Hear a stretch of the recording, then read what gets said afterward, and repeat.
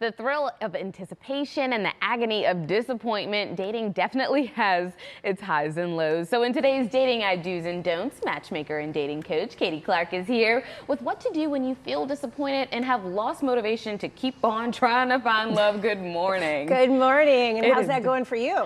Let's move on.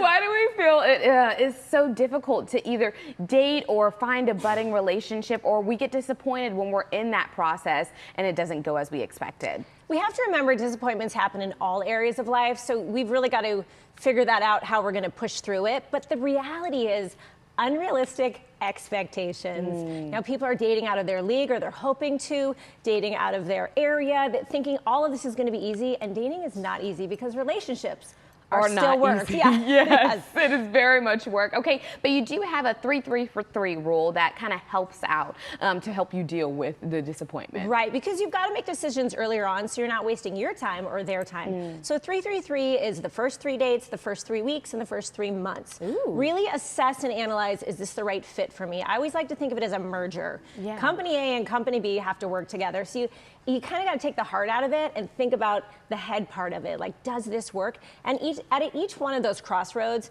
really communicate to the person, like, you're great, this just isn't the right fit. You know, that's so difficult to let your brain do the talking instead of your heart, because I think sometimes I've gone through this where I'm like, okay, I'm not sure if I necessarily want to do this anymore. But then he's like, well, I miss you. And I'm like, oh, I want to keep doing it. You got it. You've got to maybe even write it down so you see your standards, what you're expecting, what you need from somebody. So again, a company's not going to buy another company if it's not a good sell together. Well, I feel like this is a good tie-in. What about those who tend to overthink? A little bit, putting the cart before the horse. Here's what I like to say. Again, you're overthinking, thinking, oh my gosh, we could get married, we could do, way before. But what you really need to do is, in the beginning, are they matching your efforts? Are they mirroring what you're putting into it? And that goes for both sides. If they're not, that's probably not a right fit. So it's better to pull out early. Again, that 3-3-3 rule helps you pull back before you jump into the cold water and come up going, oh, wait a minute, what did I just do? Yes, which is so difficult, because putting the cart before the horse, listen, okay, I want the cart to pull the horse if it's possible, okay? But I think we're just girls, right? Yeah. We were like, okay, I'm ready to, I'm already thinking about what ring I'm trying to ask But him men for, do you know? It too. I have so many male clients who do that as well. They just Really? get so excited. They found a stellar woman, and then she's taking time to think. She's got to talk with her friends. So it's really hard on guys too, because men know quicker. And so they're like, yes, she's the one.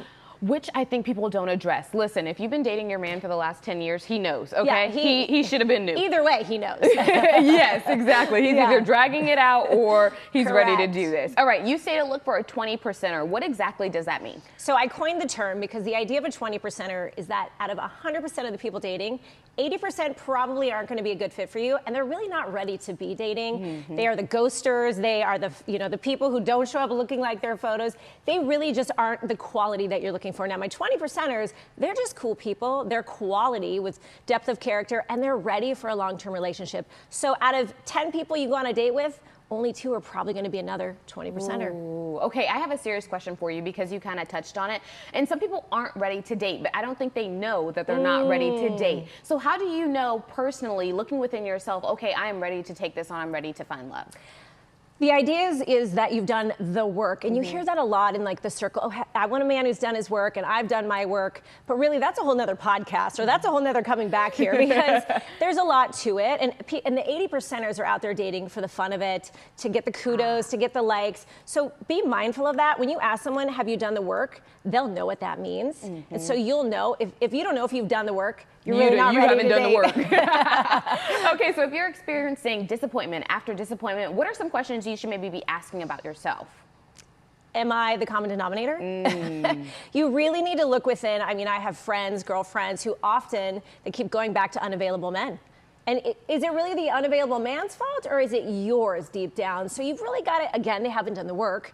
Go back and say, what is the deeper issue here? You know what? That's so true, because I hear a lot of the times, women are crazy or there's no good men left. And it's like, girl, you keep picking the same man. Like, right? What do you think? And they keep projecting it out with what they're saying. So I really do think you attract what you are. You attract what you believe. So if you do keep saying there's, these women are crazy, there's no good men, well, you're not going to find any good men, and every woman you attract will be crazy. And there you go. Yep. You always have fabulous tips. Where can people find you? You can find me at datingwithkaty.com, and that's Katy. There we go. All right. Thank you so much, Katy.